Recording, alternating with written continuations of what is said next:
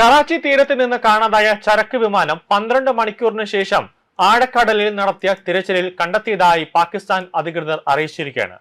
പാകിസ്ഥാന്റെ ഒരു ചരക്ക് വിമാനം പെട്ടെന്ന് തന്നെ അപ്രതീക്ഷിതമാവുന്ന ഒരു സാഹചര്യമാണ് ഉണ്ടായത്.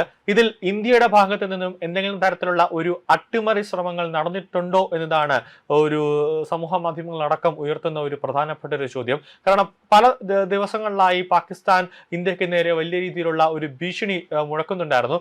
അപ്പോൾ തിരിച്ച് ഇങ്ങോട്ട് ഭീഷണി വന്നാൽ തിരിച്ചൊരു തിരിച്ചടി നമ്മൾ തരും, അത് ഈ രൂപത്തിലായിരിക്കുമെന്ന് കാണിക്കാൻ വേണ്ടി ഇന്ത്യ എന്തെങ്കിലും ഒരു സാങ്കേതിക വിദ്യ ഉപയോഗിച്ചുകൊണ്ട് പാകിസ്ഥാന്റെ ചരക്ക് വിമാനത്തെ തകർത്തതാണോ എന്നൊരു ചില സംശയങ്ങൾ ഇതിൽ ചില വ്യക്തികൾ ഉന്നയിക്കുന്നുണ്ട്.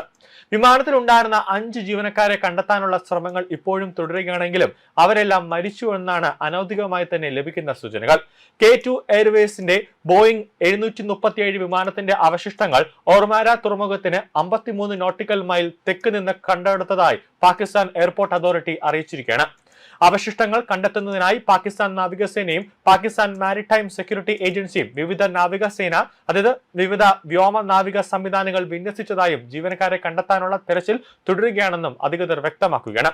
നാവിഗേഷൻ സിസ്റ്റത്തിലെ തകരാർ റിപ്പോർട്ട് ചെയ്തതിനെ തുടർന്ന് അറേബ്യൻ കടലിൽ കാണാതായ 27 വർഷം പഴക്കമുള്ള ചരക്ക് കപ്പലിനായുള്ള തെരച്ചിൽ വേഗത്തിലാക്കാൻ പ്രധാനമന്ത്രി ഷഹബാസ് ഷെരീഫ് അധികാരികൾക്ക് നിർദ്ദേശം നൽകിയിരുന്നു. വിമാനത്തിന്റെ ഓപ്പറേറ്ററായ K2 എയർവേസ് ജീവനക്കാരിൽ 2 പൈലറ്റുമാർ, 2 എഞ്ചിനീയർമാർ, ഒരു സപ്പോർട്ട് സ്റ്റാഫ് എന്നിവർ ആ ചരക്ക് വിമാനത്തിൽ ഉണ്ടായിരുന്നുവെന്നാണ് ലഭിക്കുന്ന സൂചനകൾ. അവരുടെ കുടുംബാംഗങ്ങൾക്ക് ഷെരീഫ് തന്നെ ഹൃദയപൂർവ്വമായ അനുശോചനം അറിയിച്ചെങ്കിലും അവരുടെ അവസ്ഥയെക്കുറിച്ച് അധികൃതർ ഔദ്യോഗികമായ ഒരു പ്രഖ്യാപനം ഇതുവരെ നടത്തിയിട്ടില്ല. കുത്തനെയുള്ള അവസാന ഇറക്കത്തിന് മുമ്പ് വിമാനം കറാച്ചിയുടെ തെക്ക് പടിഞ്ഞാറ് കടലിൽ തകർന്നു വീണിരിക്കാമെന്നാണ് ഫ്ലൈറ്റ് ട്രാക്കിംഗ് സേവനമായ ഫ്ലൈറ്റ് റഡാർ 24 പങ്കുവയ്ക്കുന്നത്. വിവിധ ഏജൻസികളെ ഏകോപിപ്പിച്ചുകൊണ്ട് കടലിൽ തിരച്ചിലും അതോടൊപ്പം തന്നെ രക്ഷാപ്രവർത്തനം ആരംഭിച്ചതായി എയർപോർട്ട് അതോറിറ്റി അറിയിച്ചിരിക്കുകയാണ്. പാകിസ്ഥാൻ സിവിൽ ഏവിയേഷൻ അതോറിറ്റിയുമായും മറ്റ് സർക്കാർ ഏജൻസികളുമായും സഹകരിക്കുന്നുണ്ടെന്ന് K2 എയർവേസ് വ്യക്തമാക്കി. UAE ഷാർജയിൽ നിന്ന് കറാച്ചിയിലേക്ക് പറക്കുന്നതിനിടെ ചൊവ്വാഴ്ച രാത്രി വിമാനത്തിന്റെ നാവിഗേഷൻ സംവിധാനത്തിൽ തകരാർ റിപ്പോർട്ട് ചെയ്തതായി എയർപോർട്ട് അതോറിറ്റി അറിയിച്ചിട്ടുണ്ട്. പ്രാദേശിക എയർ ട്രാഫിക് കൺട്രോൾ വിമാനം നിയന്ത്രിക്കാൻ ശ്രമിക്കുകയും പക്ഷേ 3 മിനിറ്റുകൾക്ക് ശേഷം റഡാർ സംവിധാനങ്ങൾ വിമാനം വേഗത്തിൽ താഴെ ഇറക്കുന്നതായി കാണിച്ചുവെന്നും ആശയവിനിമയം പൂർണ്ണമായി നഷ്ടപ്പെട്ടുവെന്നാണ് ലഭിക്കുന്ന സൂചന.